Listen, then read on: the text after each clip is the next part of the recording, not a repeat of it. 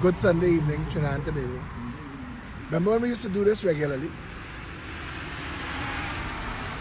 This live from the Savannah bench.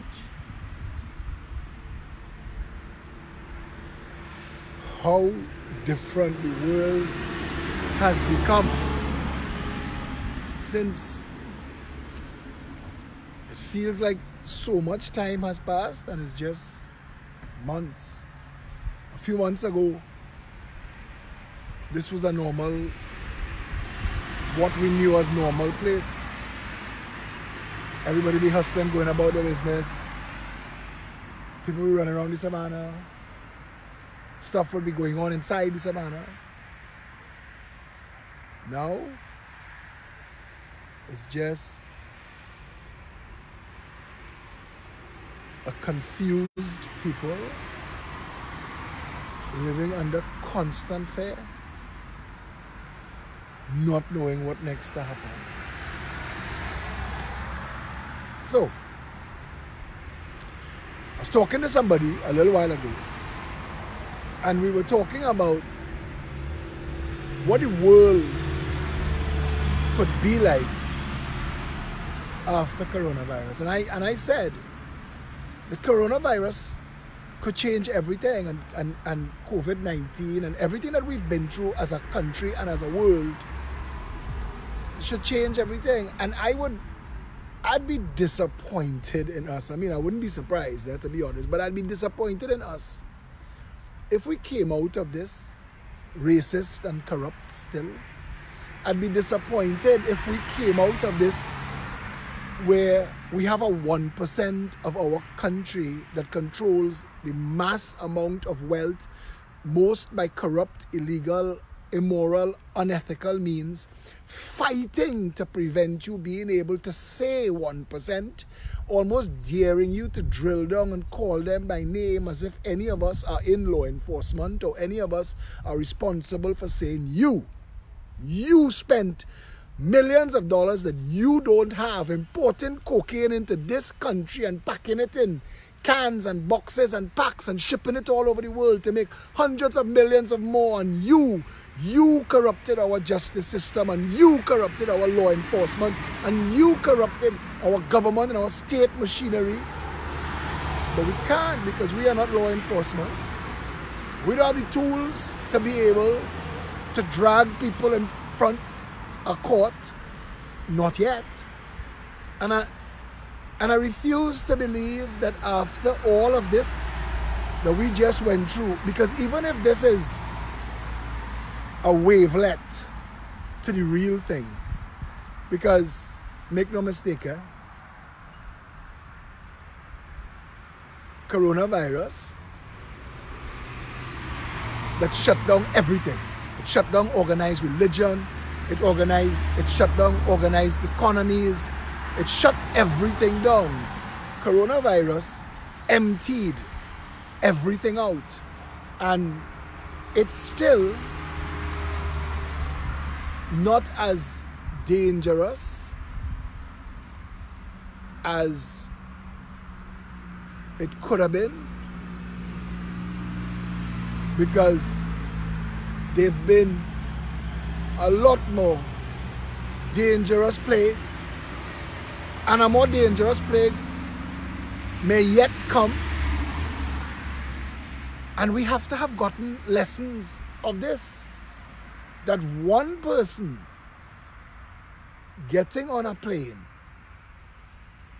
incubating a virus that could be in their system for 14 days without showing a symptom, that could land in an airport, having sat on a plane with 200 other passengers who are now possibly infected and incubating as well, flight attendants.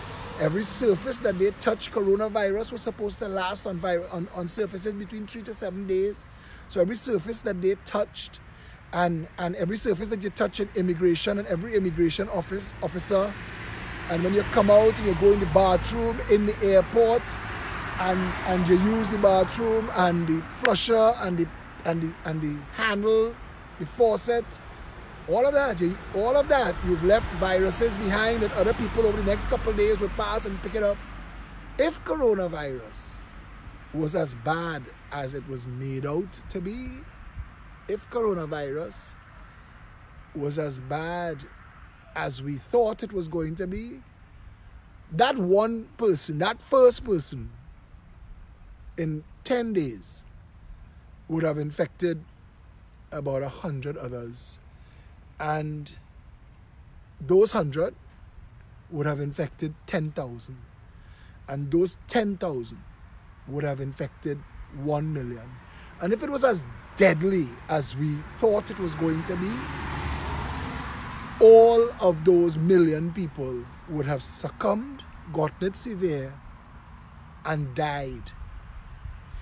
For that one person, because I see people sharing Guardian story, Mark Bassan, how much? 898, 498, 668, it doesn't matter. It's just nonsense to get the sheep scurrying and sharing and look at this, hear this, you heard this, talk about this, let me go, this direction, boom, all of us. But 50,000 people came into this country after we knew there was a coronavirus. If this was something as serious as, say, the Spanish flu, that version of a coronavirus, we would all be dead by now. Because that virus was deadly. And it killed 1 in 2 people that got it. This one is not deadly. It kills less than 1% of the people who get it. And those people have to have a compromised immune system. Now, I've been telling you all this for over a month, but some things you have to let play out and let people come to their own, because we are usually ahead of the conversation. We're ahead of the wheel, you know. But just imagine, though, when we were saying, shut the country down. Good night. When we were saying shut the country down in January, when we were saying cancel the carnival, when we were saying this could be dangerous, imagine if it was as dangerous. Good night, sir. Good night, sir. Imagine if it was as dangerous as the Spanish flu or the Hong Kong flu. Imagine if of the 50,000 people that came in here, 1%, 500 of them, were incubating a deadly virus. And each of them infected 10. That's 5,000. And each of those 5,000 infected 10. See how that? In 28 days. In the 28 days that we've been stunting longer than 28 days. They started their stunt on March the 16th. And we're at the end of April. So by now, everybody would be dead. And we'd be dead. And we would have bodies. We'd have bodies in the streets. We'd literally be dragging corpses out of our houses and dropping them on the pavement to rot, because you can't have corpses rotting in your house. Within 28 days, the electricity system would have failed, the internet, phone system would be gone, the banking system would be gone, the groceries, in the first 14 days, when it started to get serious, all the supermarkets would have been looted, the hardwares would have been looted, the malls, Port of Spain would be on fire, parts of San Fernando, Port of Spain City would be on fire, parts of San Fernando City as well. There'd be gangs, marauding, violence in the streets, gas stations would be empty, cars would be wherever they stop, they run out of gas. You're picturing it yet? All in 28 days.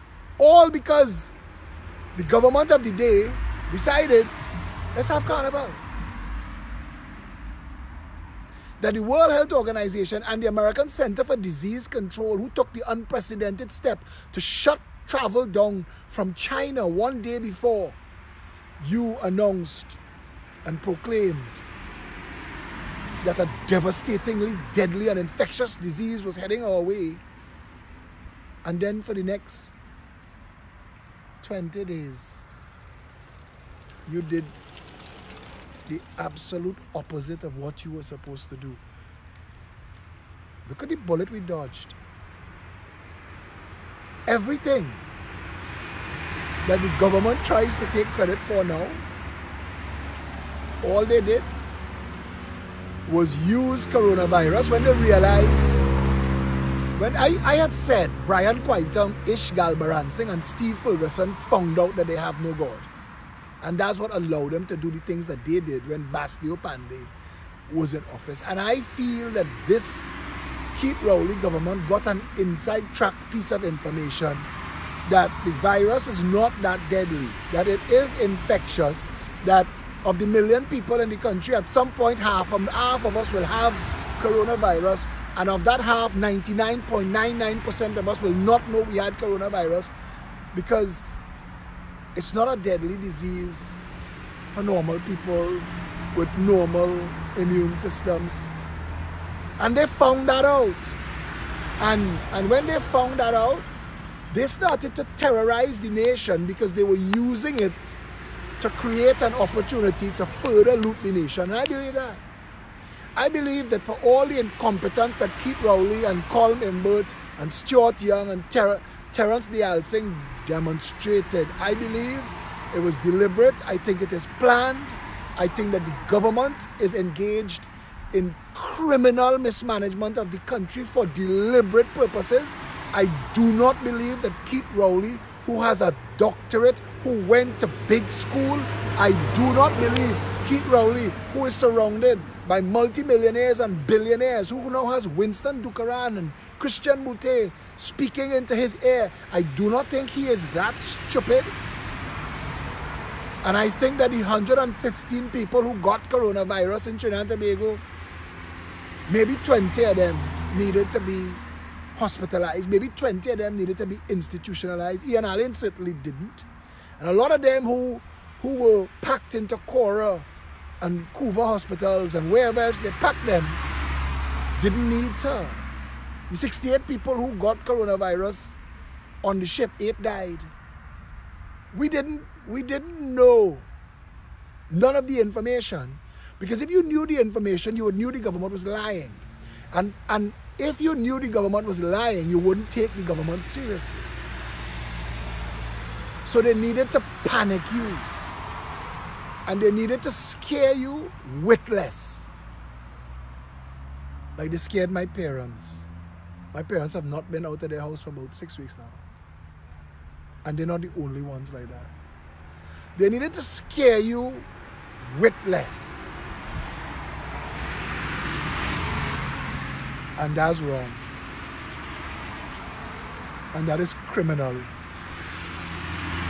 But what's worse than that is that even if I could make a case to the supporters of the PNM that this is what happened, and I could prove it to them beyond the shadow of a doubt, they're still going to vote for the PNM for two reasons.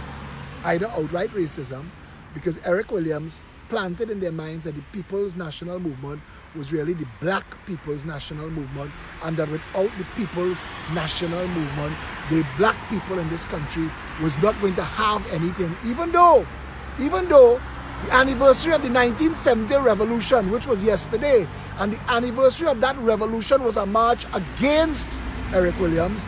It was black people marching against Eric Williams, who proved to be worse than Massa. Eric Williams proved to be the upholder of worse draconian policies than the colonial masters. Eric Williams was an inside-out Oreo. And the greatest trick that devil ever played was to convince black people that the PNM was a black people party, or that the PNM had black people's interests at heart. What the PNM realized was the colonists, the empire, had separated Trinidad into oil and cane, had separated Trinidad into black and Indian, had separated Trinidad, had even separated the soldiers from the police. Everything in this country was dissent, and everybody was watching one another cocky eye. And when Eric realized that, Eric created a servant state. The revolution that took place in Trinidad and Tobago in 1970 was a revolution against Eric Williams. And if he didn't hijack and stole the next elections, you'd never, ever know that there ever was a PNM. There would be a footnote in our history. Criminal action has been the hallmark of the PNM. The PNM has been a gang at the highest level, not the voters. The voters are confused. The voters are fooled. The colonists did it. The colonists, a handful of white people who lived fabulously wealthy lives, controlled the best part of the bread and the best part of the meat and the best position on the hill. Those people figured out that if you divide the masses, if you told a black race of people that half of you are Hutus and the other half is Tutsis, and both of them trying to steal the other, life, wife, property, and you get them to fight each other, and I am your friend, not his, I'm your friend, not his, you can control the country. And that's what the PNM capitalized on. And that is why Eric Williams became racist in his politics. And that is why the calcitrant minority gave way to Jones P. Madeira writing for Sabga Guardian, Chutney Rising when Pandey won an election. And we who were fooled into believing that the UNC's rise to power was going to be an end to the parasitic oligarchy, only to find out that Pandey was playing golf with the same parasitic oligarchy every chance he got.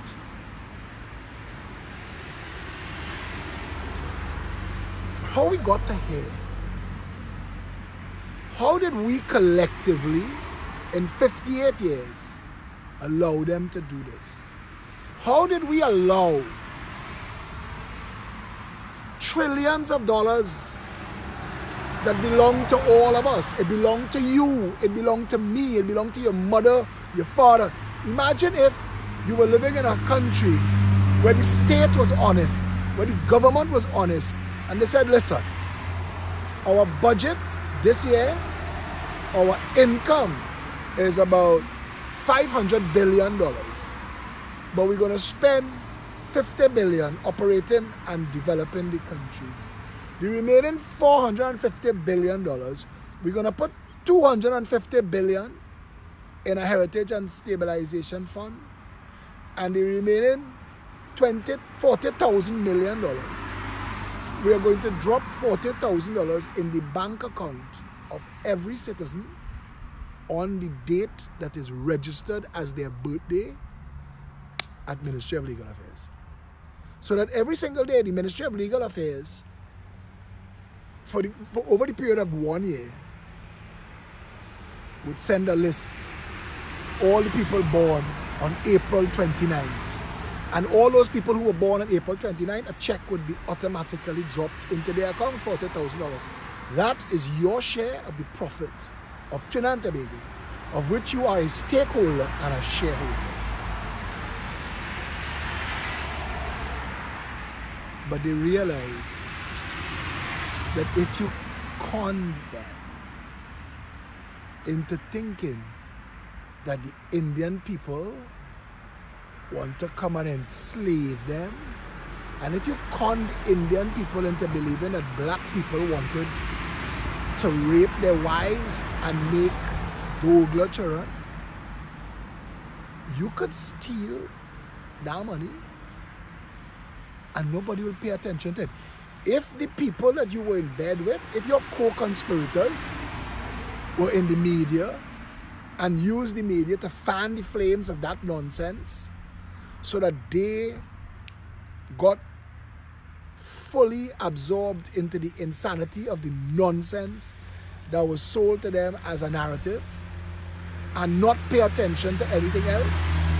If you could control the water cooler conversation and what's taking place over the wall as black and Indian, Indian and black, all that nonsense, then you could steal all the land in the country. Nobody knows when the land is transferred. The land registry, you're controlling it and everything is done in secrecy.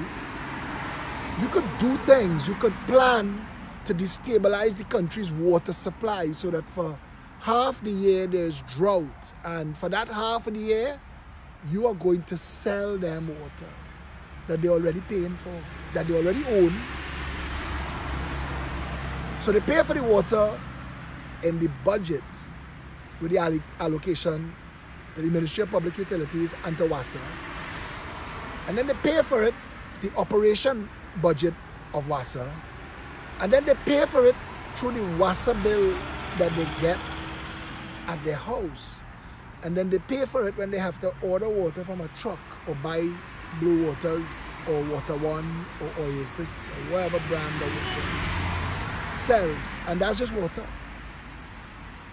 And nobody in this country prior to me, I've never heard a politician ask, how is it possible that we could have more water than we could possibly ever use falling magically from the sky? How is that possible? And we build a water system that collects it in the hills and washes it out to sea. That while rain is falling, our reservoirs are low. And WASA was able to say that the reservoirs are low during the third tropical depression that we had last year. And we made memes and we made jokes. We created pictures of a reservoir with an umbrella over it and say, water everywhere but in the reservoir, go in there because there don't flood and all that nonsense, and we all laughed. But we did nothing. We did nothing. And all the government has to do is send to their people that the UNC thief the money. And the UNC had to send their people to say, nonsense, it's your people thief the money. And then that becomes the conversation. And we failed to realize that if Ish and Steve and Brian are guilty of what they were accused of doing, what the Director of Public Prosecution spent $150 million prosecuting, that they should be in jail instead of their offspring qualifying for government contracts. Again, Galbaran Singh's daughter is a big businessman with the government and whichever government in power. And that is insane. And that is insane that Calder Hart, who did all that he's accused of doing, was never brought to justice in any way. And how does it continue that the people of the country accept that our justice system is so incapable, our law enforcement is so broken, that for 58 years they've stolen $3 trillion in large, wasteful, unnecessary, corrupt activity, and we get caught up in the thick of thin things.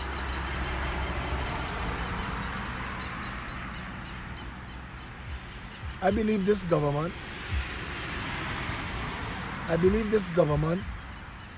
has used coronavirus as a way to steal money.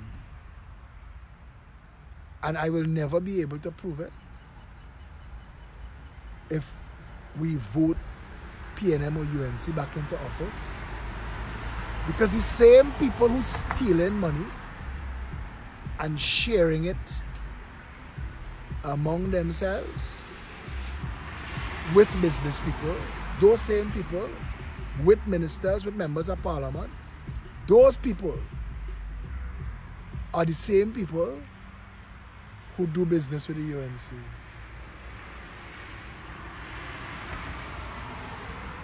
And that's unacceptable.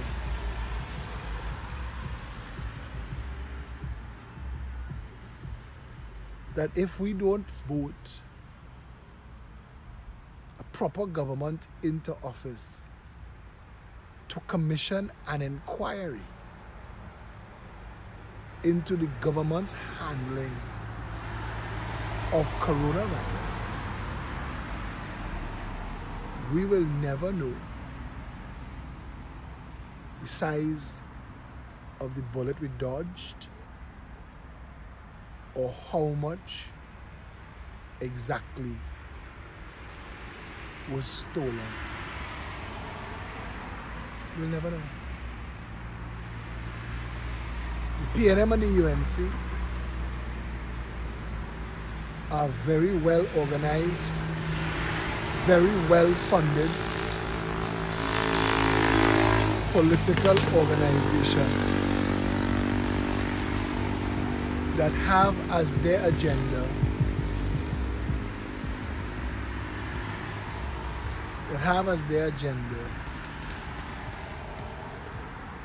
the intention to facilitate their finances at the expense of the people.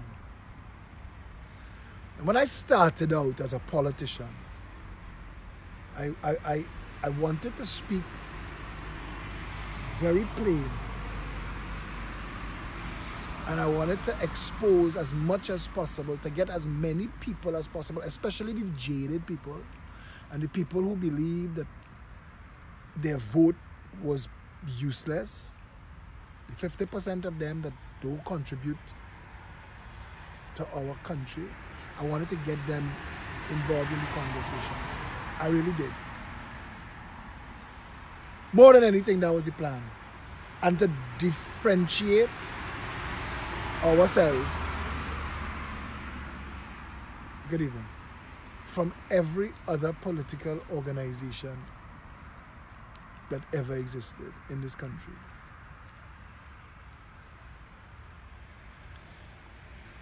But thinking about what was done by the government,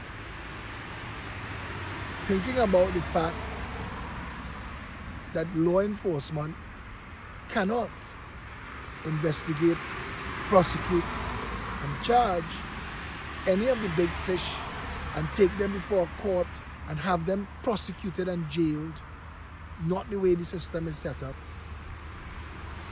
means that you will never get your share of that money, that your children will never inherit their share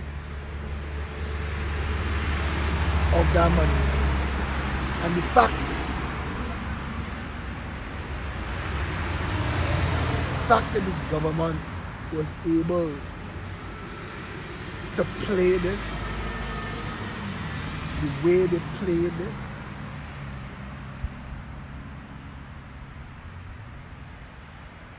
the little stunt about Anand's letter and the Attorney General's response, and all of us thinking that we stood up against a police state, I think we just gave the government a practice run as to how easily we could be fooled and how easily we will defend nonsense, and how even in the face of a pandemic,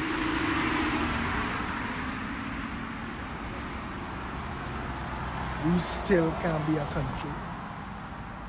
I choose this bench to do this video every time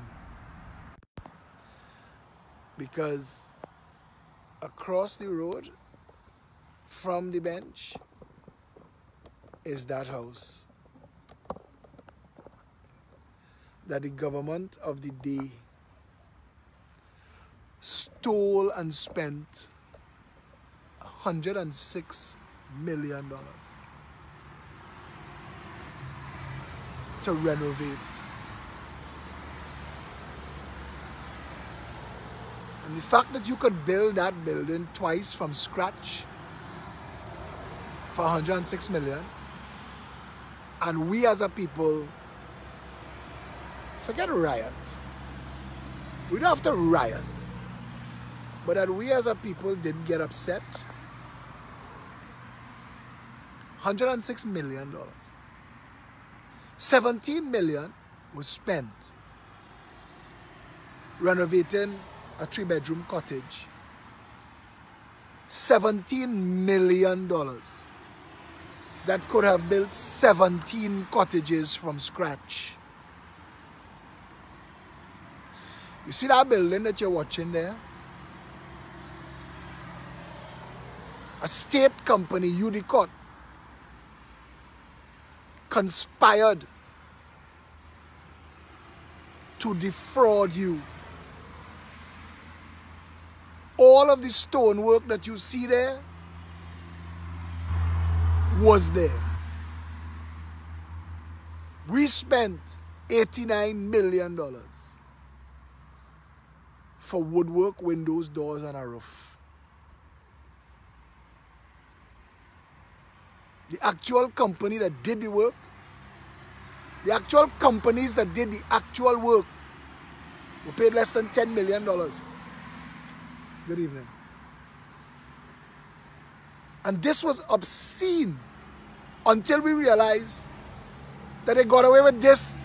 So they spent 5 times that money on the Red House and gave a company a contract for $51 million to do doors and windows for the Red House. And we are not. There is no media house. There is no law enforcement. There is nothing. There is nobody. Because the entire thing is set up as one big corrupt machinery, and in the middle of all of that, there's my big mouth saying, how the hell renovating that structure cost $89 million? And the company, Udicott, a state company run by a man whose name has been called in the most questionable of activities, who failed to appear before a commission of inquiry to address Las Alturas, that Keith Rowley, the current Prime Minister, and his friend Winston Agard, who is one of the people that benefited from multi-million-dollar contracts for the Red House. These same 3 people have the audacity to sue me for defamation, to take me before the courts to say I cannot question them. That a state company like Udicott, that is a function of the government, does not answer to the people that own the government, that spends the treasury that belongs to the people and will not answer to the people. Stop for a minute. Stop for a second, all of you who kicking Donald Trump in the face, all up in Donald Trump grill every single day. You have all these things to say about Trump. Disinfectant and bleach and hair and his wife, and she was a porn star, and he's a crook and he failed. And you know everything about Trump. You know the size of his drawers and his socks and his shoe. But you have a criminal bunch of people in Trinidad and Tobago operating government after government after government, and you're mute and you're numb and you're silent about that. How you feel about that? I look at people on my walls and I ignore them. I shared a post that we shared in 2018. Go and find it on my wall about the essential workers and that who matters in an economy should a crisis happen. Go and find it. Facebook told me you shared this in 2018, and I said, wow. Sabga and Ernie Ross paying for them to clap for them today to stunt. And I said it in 2018. That until we pay the people who actually operate the country, until we treat them better and pay them better. But on that thread, Gerald Aboud child of fortune, born into hundreds of millions of dollars, Gerald Aboud, had the audacity to tell me on my thread, this is a country where we could all succeed if we work hard. And I don't have to laugh or cry that people could actually be so self-deceptive that they could believe that the fortune that they were born into, everybody else born into that. I wonder if people like Gerald Aboud, second and third generation millionaires, whose first car was an X6 BMW that could have be sold and buy the president's house cottage that we spent $17 million on. I wonder if when he drives past Beetham and Laventille and Morva, if he thinks that those people are deliberately squandering their good luck and their good fortune. I wonder if that's what he thinks. I wonder if he thinks that everybody born into the same millions he born into. I wonder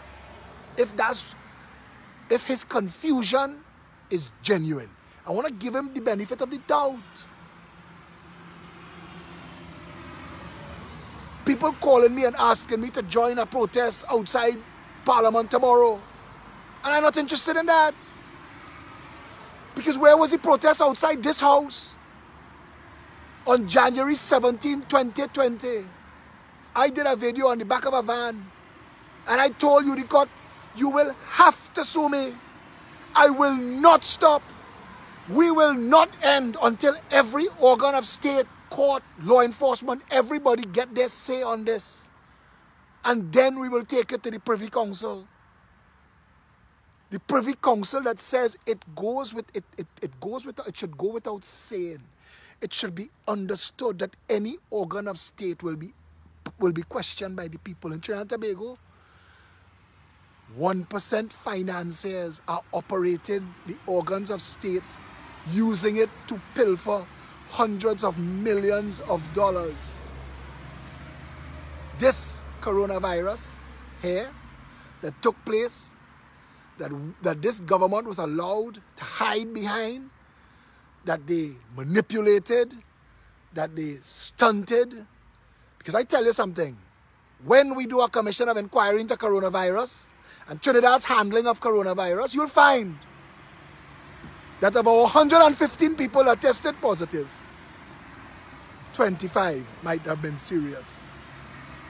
The rest was like Andrew Cuomo or Justin Trudeau. Stay in your house, stay in your bed, let it pass you. Because you get it and you have symptoms. So you have to stay in your bed and let your body fight it. You do not need to be in a hospital. You do not need to be intubated. You do not need to be ventilated.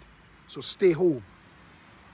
We will find out that every single one of those press conferences were lies and stunts and make-believe created to fool this country. That every attempt at anything that they did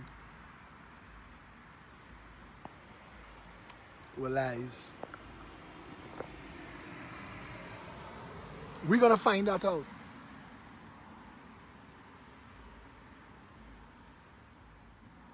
And you watching me tonight, contrast and compare everything that I've said tonight.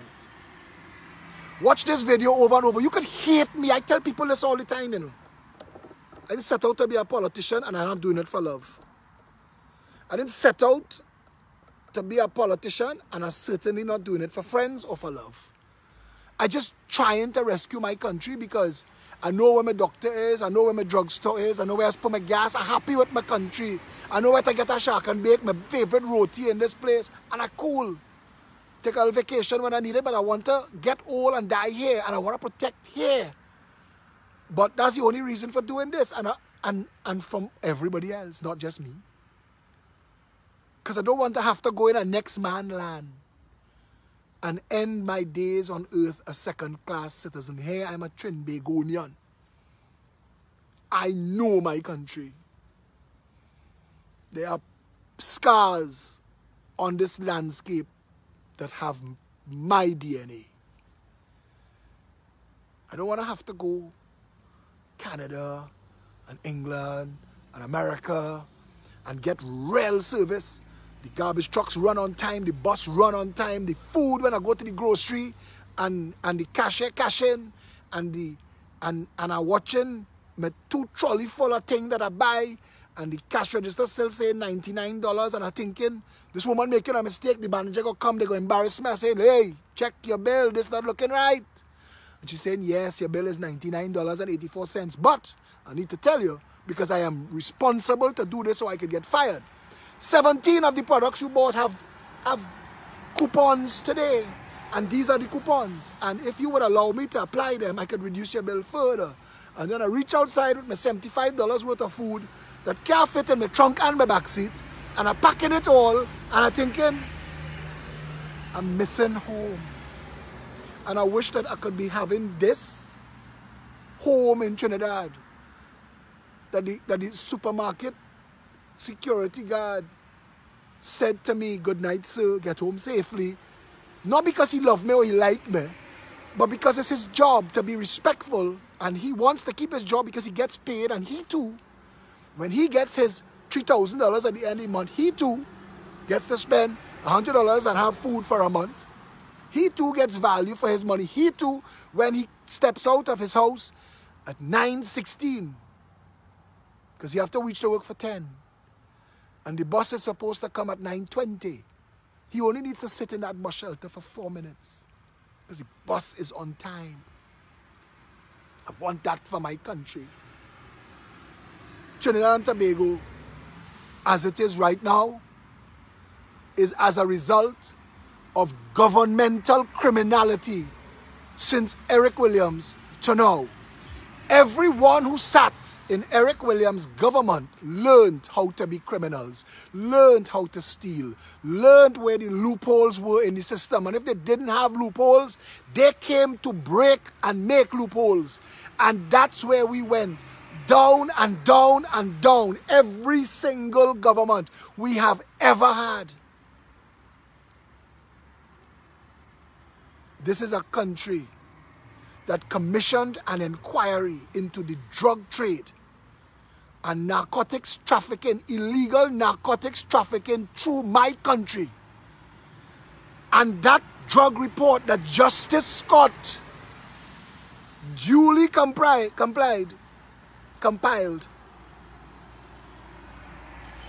the drug lords in this country were so powerful, the system was so corrupted, that drug report never made it to Parliament. It never made it to law enforcement. It named the Commissioner of Police. We had a drug report that named Randolph Burrows as a criminal, that named his flying squad as murderers and co-conspirators in a drug trade.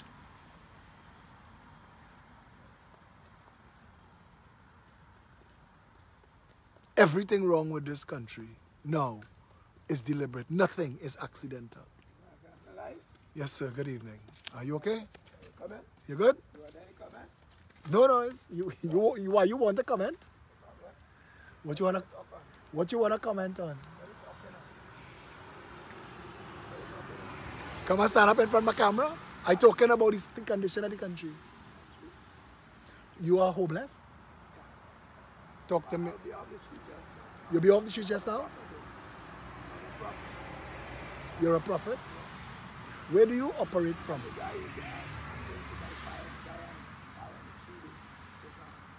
Where you be?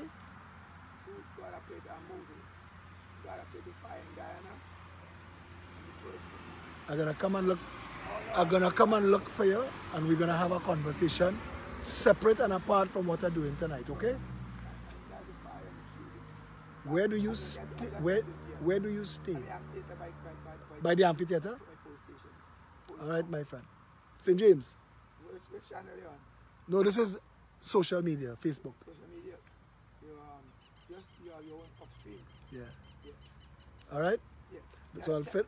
Tell the fans and tell them I just mentioned I get it.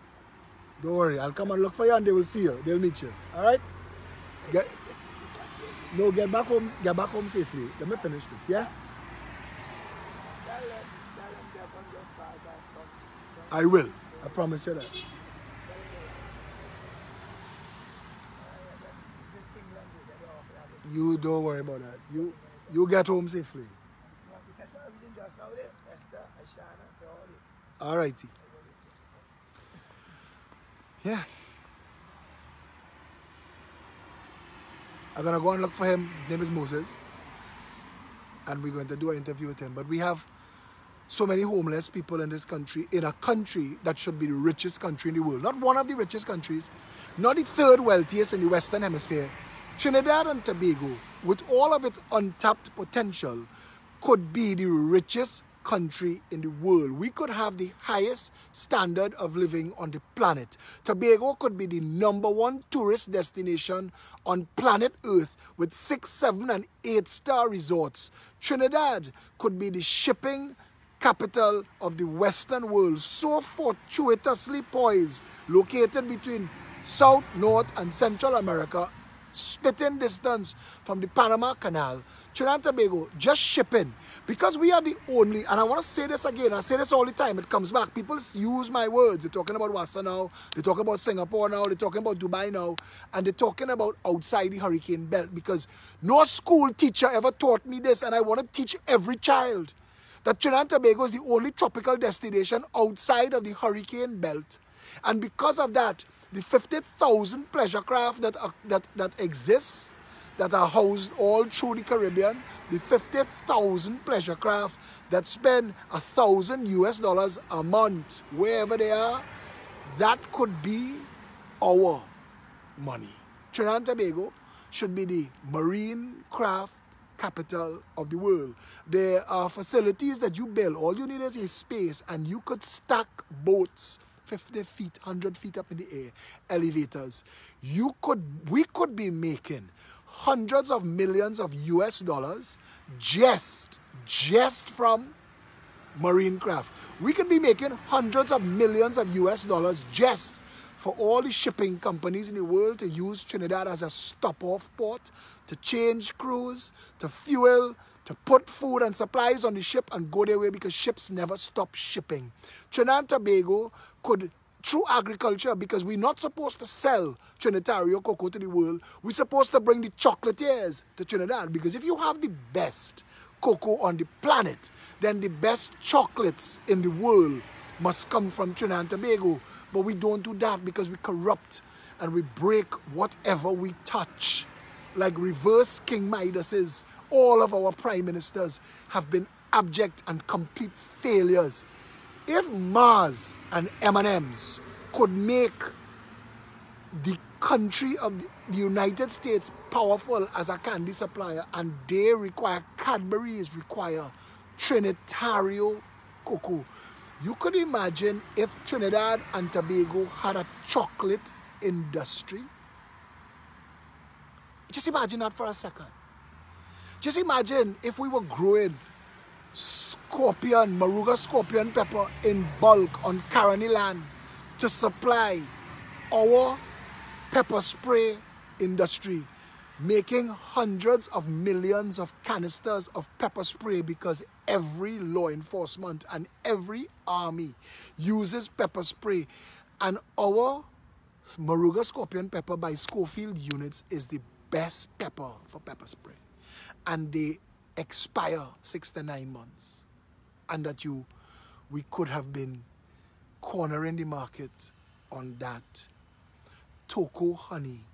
You want to preserve the environment and get into agriculture. Imagine if we were bottling Toko honey. Instead of going to rape Toko to create a port in rough sea that will never last and will never function and will cost us hundreds of millions of dollars in maintenance fees that we shouldn't have, because that coast is the only coast of the country that we shouldn't be using for marine anything, but everything from Chagaramas to Labray, that whole leeward side of the country where the water is calm during rough seas could be earning us billions of dollars. The cruise industry, Trinidad and Tobago, 4, 5, 6 cruise ships a month would generate hundreds of millions of US dollars. Every single problem that we have as a country, every single one, is as a direct result of criminal incompetence by our governments, failure of every minister. Every single minister of health should hang their heads in shame. Every attorney general should hang their head in shame that we have cases in our courts that run 25 and 30 years. There are people in our jails charged with murder who will never see inside a court and die in the jail. And some of you think that's okay, but a charge is not a conviction. We're decriminalizing marijuana, but we have charges on the books and we have people in the jail. And I know some of those things not what you all want to hear. I asked 6 weeks ago of Faris Al-Rawi, you're going to release people from the jail over coronavirus. I hope you have a way to house and feed them. We do not have a real government. What we have are puppets of a 1% contract mafia that has been looting this country continuously. From Patrick Manning days, especially. Patrick Manning was the follow-on from NAR. Patrick Manning was the prime minister that allowed criminality at that level to become institutionalized. And every government since. Basdeo Pandey allowed me an interview and I asked him about the drug trade and drug trafficking and securing the nation. And he couldn't answer. It's broken by design. If you want a country that works out of the insanity that Trinidad and Tobago is, vote somebody that will break the back of the 1% hold on this country. And I will break their wrists, their fists, and their fingers. I will destroy white-collar crime in Trinidad and Tobago. I will end corruption. And uncle and auntie will make jail. And they have nowhere in the world that they could hide. Not one place that they could go and escape the long arm of Trinidad law. I promise you that. I promise you to publicly go and visit Justin Trudeau to discuss the Scarborough Towers that belongs to Trinidad and Tobago, that was built with Trinidad corruption dollars, stolen by Eric Williams and Johnny O'Halloran. You want a better country? You're not going to get it voting back Kamala, who apologizing for 5 years of criminality and corruption on her watch, whose only excuse is she didn't know. Ma'am, with all due respect, you knew. And like Basdeo Pandey before you, you were willing to sleep with the devil to get power. The devil that Basdeo Pandey spoke about, the devil that owns and operates Keith Rowley, I know that devil. And I don't benefit from that devil. And my mission in life is to break that corruption in Trinidad and Tobago. Rudy Giuliani is the man credited with ending the mafia in New York City. The most powerful crime syndicate in history was the New York Mafia. And one man, Rudy Giuliani, broke it. If you think that you want a better country, then you are going to have to start looking at your uncles and aunties too. And the people that are your family members and relatives that are involved in corruption and crime and distance yourselves from them. And say to yourselves, I'm going to vote for a political organization that will rescue my country from a bankers association that has destroyed banking in Trinidad and Tobago, and will open the market to competition that will give investors and customers respect and service, interest on their money, and credit when they need to develop their business. Vote a government that will end the white-collar corruption that has been allowed to maraud, loot, and do whatever it pleased in this country. Trinidad and Tobago, we could never have a better opportunity. This time, after coronavirus, we have an opportunity now to rebuild this country into the country that we want, for ourselves to grow old in safety and raise our children in happiness and our grandchildren who could go and play in the road and ride their bikes and come back home when the street lights come on like we had it when we were young. We have a chance to fix Trinidad and Tobago. We have a chance to make Trinidad and Tobago the wealthiest country in the world, not just for the 1%, but for every single citizen.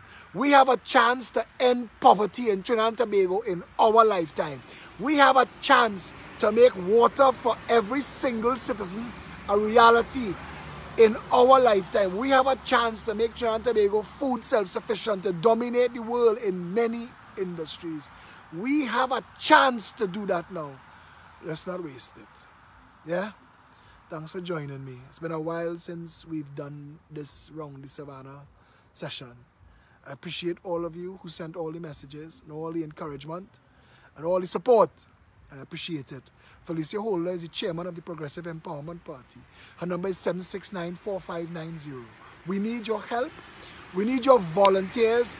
We need your assistance. We need your professionalism. We need money. If you could help us raise funds, if you would like to donate funds, reach out.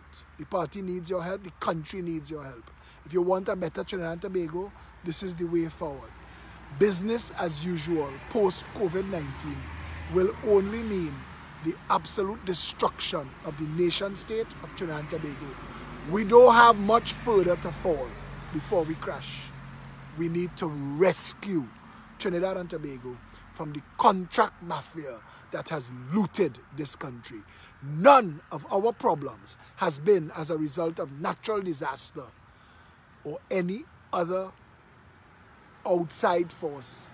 All of our problems were enemies within. We could do better. Stop voting race. Stop voting tribe. Vote for country first. Stand up. Stand strong. Be brave. Be courageous. It takes that. When I sit here, I look into this camera. A vehicle stopped just now. And if you go back and you'll see, it had a little bit of my attention. Because there was one guy and he's looking just at me. And then he drove away. And at any single time, that could be danger. Because the 1% contract mafia are very worried that we are discussing all the things that are wrong in Trinidad and Tobago and starting to put the squeaky wheel to the grease that it deserves. Until tomorrow, stay hopeful, stay strong, find a love of country that breaks the hold that the political parties have on you, and stay safe, Trinidad and Tobago.